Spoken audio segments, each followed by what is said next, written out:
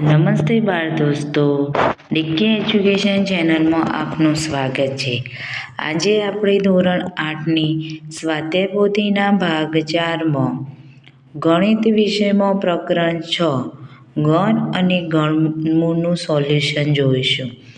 તે પહેલાં બાળ દોસ્તો, જો તમે આ ચેનલમાં નવા હોય તો ચેનલને સબસ્ક્રાઈબ કરવાનું ભૂલતા નહીં અને જો વિડીયો પસંદ આવે તો લાઈક અને શેર જરૂરથી કરજો. તો ચાલો સોલ્યુશન જોઈએ.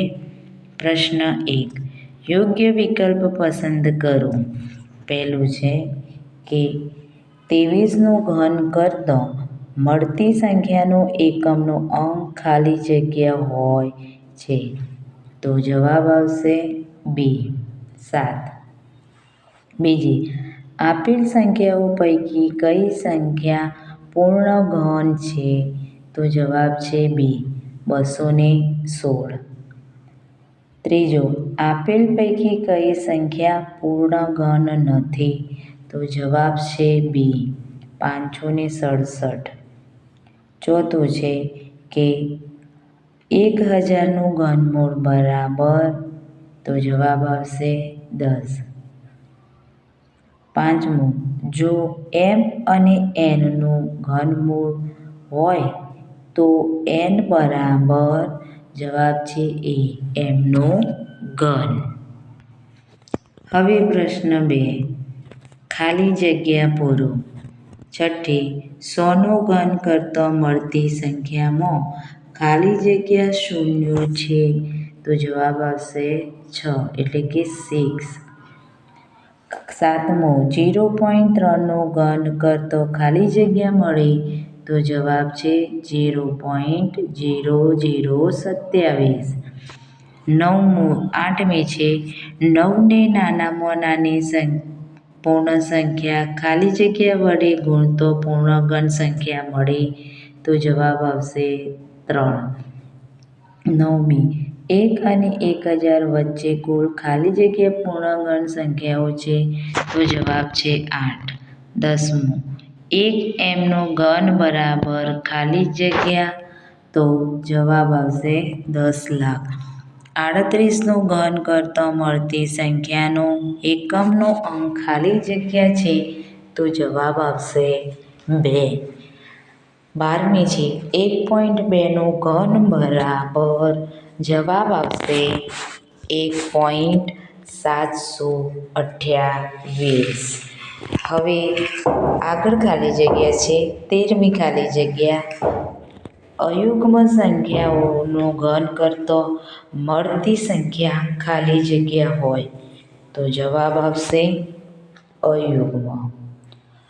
72ને નાનામાં નાની ખાલી જગ્યા વડે ભાગતો મળતી સંખ્યા પૂર્ણ ઘન બને છે? તો જવાબ છે 9. એકમનો અંક 7 હોય તેવી સંખ્યાનું ઘન કરતો મળતી સંખ્યાનો એકમનો અંક ખાલી જગ્યા છે? તો જવાબ છે 3. પ્રશ્ન 3, નીચેના વિધાનો ખરા છે કે ખોટા તે જણાવો. 1 અને 100 વચ્ચે 5 પૂર્ણ ઘન સંખ્યાઓ છે? તો જવાબ આવશે ખોટું. અયુગ્મ સંખ્યાનું ઘન અયુગ્મ સંખ્યા હોય છે? તો જવાબ આવશે સાચું. 8નું ઘનમૂળ +2 અને -2 છે?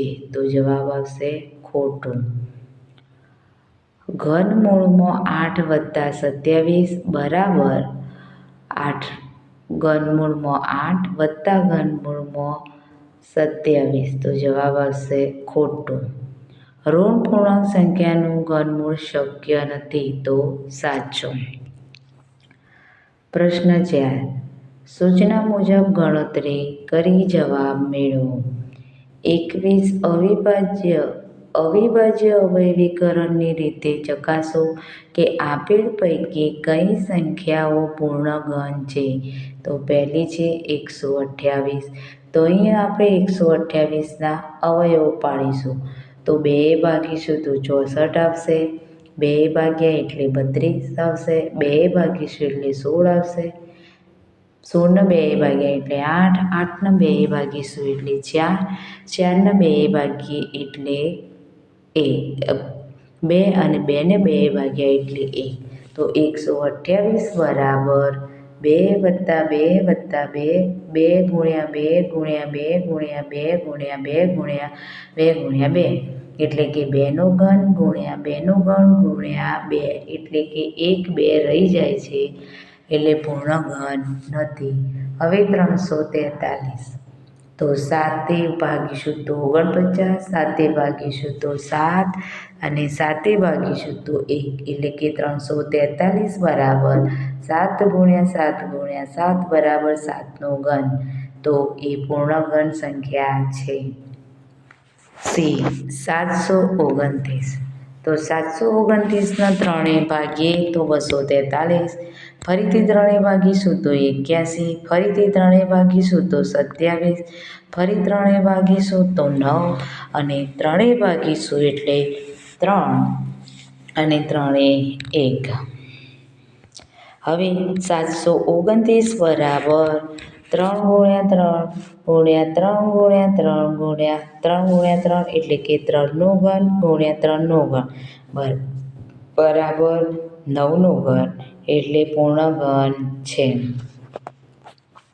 1331 એને 11 ભાગ્યા એટલે 121, 11 ભાગ્યા એટલે 11 ને 11 1 એટલે 3 વખત 11 આવ્યા એટલે કે 11નો ઘન. તો 1331 એ પૂર્ણ ઘન છે. 22મો છે કે અવિભાજ્ય અવયવકરણની રીતે ઘનમૂળ શોધો. 5 6 ને 12 તો 5 6 12 ને 2 ભાગીશું તો 256 આવશે. 256 બે ભાગીશું તો 128, 128 એ 2 ભાગીએ 64, 64 બે ભાગ્યા તો 32 છે. 32 બે ભાગીશું તો 16 આવશે.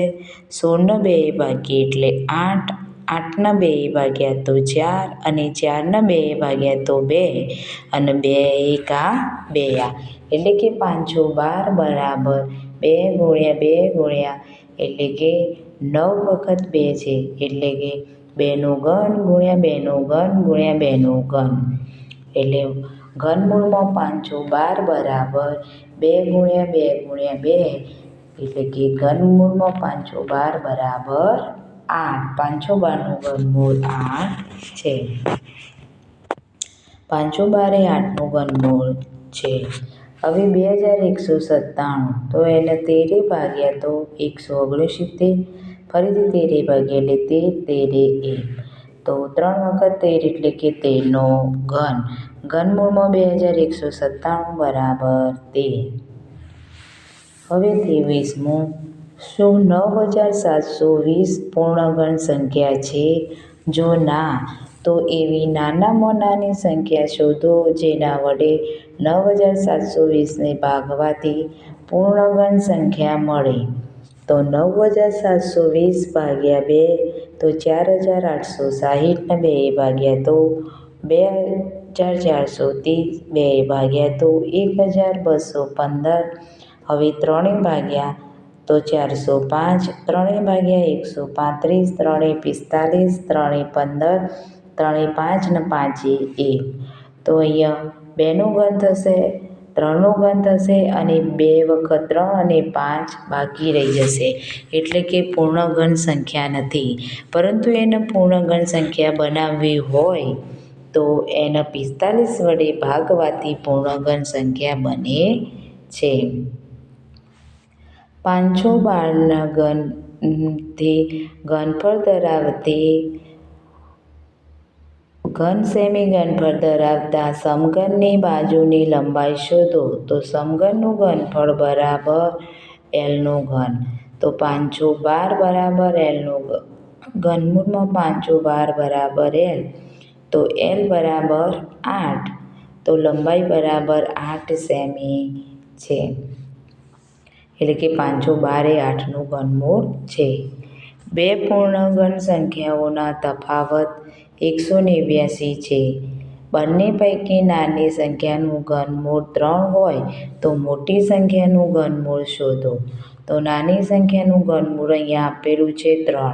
મોટી સંખ્યાનું આપણે ધારી લઈએ કે x છે. હવે xનો ઘન ઓછા 3નો ઘન બરાબર 189. તફાવત શોધવાનું કીધું છે માટે xનો ઘન ઓછા 27 બરાબર 189. xનો ઘન બરાબર 27 બરાબરની આ બાજુ આવશે એટલે વત્તાકાર થઈ જશે. તો xનો ઘન બરાબર 216. x બરાબર ઘનમૂળમાં 216 એટલે કે x બરાબર 6. તો મોટી સંખ્યાનું ઘનમૂળ 6 છે. હવે 26મું કિંમત શોધો.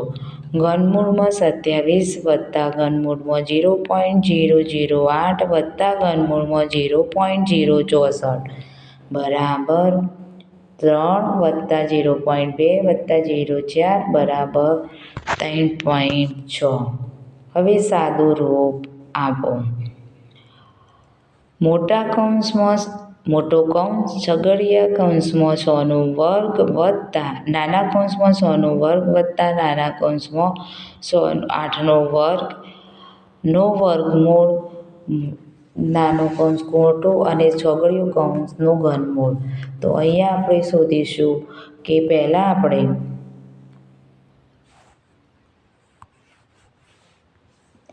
6નો વર્ગ વત્તા અંદરનું નાનું કૌંસ છોડી દઈશું એટલે કે 8 2 × 1/3નો ઘન. તો 6નો વર્ગ વત્તા 2 ઉડી ગયા એટલે કે 6નો વર્ગ વત્તા 8નો ઘન. 6નો વર્ગ 36 વત્તા 8નો છગડીયા કૌંસનો ઘન. તો 44નો ઘન. તો જવાબ આવશે 85,184.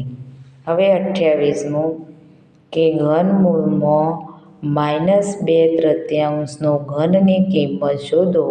તો -2/3 આવે. ઘનમૂળ અને ઘન જતો રહે. 512 એ કઈ સંખ્યાના વર્ગમૂળનો ઘન છે? તો જવાબ આવશે 64. 30મું સાદું રૂપ આપી કિંમત શોધો. તો ઘનમૂળમાં 216 ભાગ્યા ઘનમૂળમાં 8 ગુણ્યા ઘનમૂળમાં 64. તો જવાબ આવશે 12. હવે એક સમઘનનું ઘનફળ 2197 સેમી છે તો તે ઘનના દરેક ફલકનું ક્ષેત્રફળ શોધો. તો અહીંયા જવાબ આવશે 169 સેમીનો વર્ગ. 28નું ઘન કરવાથી મળતી સંખ્યાનો એકમનો અંક કયો હશે? તો અહીંયા 28નું ઘન કર્યું છે 21,952 એટલે કે એકમનો અંક 2 છે.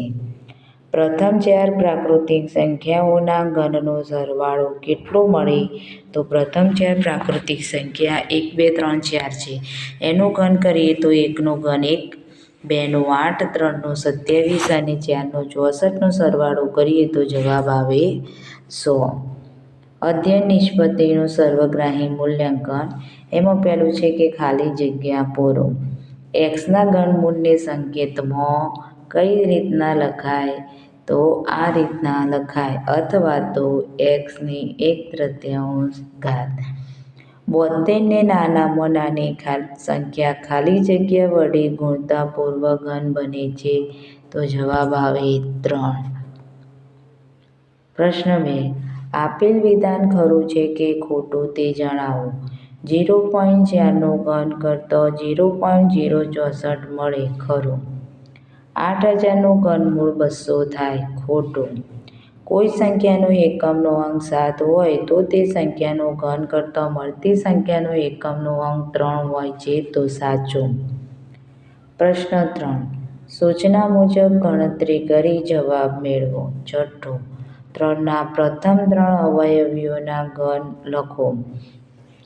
3ના પ્રથમ 3 અવયવી 3, 6, 9. 3નો ઘન 27, 6નો 216 અને 9નો 729.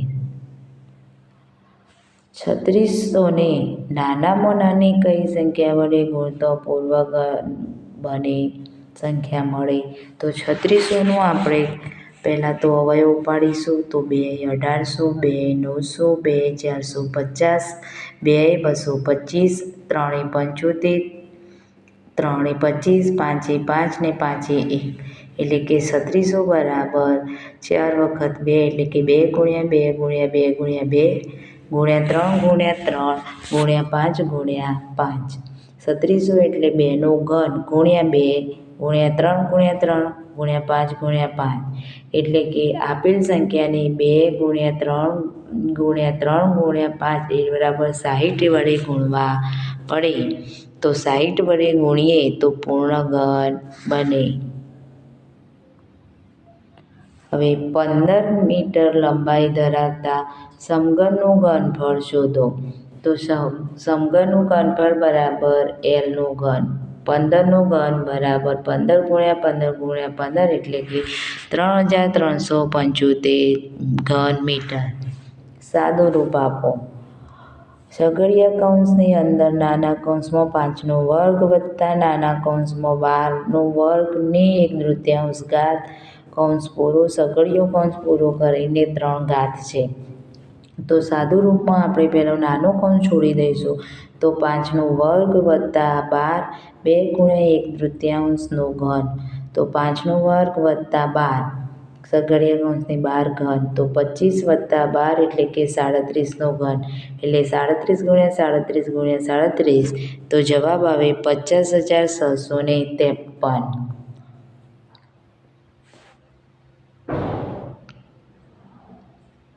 3,57,911નું ઘનમૂળ શોધો. તો 71 આવશે એનું ઘનમૂળ. 71 એ 5041, 71 એ 71 અને 71 એ 1 તો એનું ઘનમૂળ થાય 71. બાળ દોસ્તો, જો વિડીયો પસંદ આવ્યો હોય તો લાઈક અને શેર કરવાનું ભૂલતા નહીં.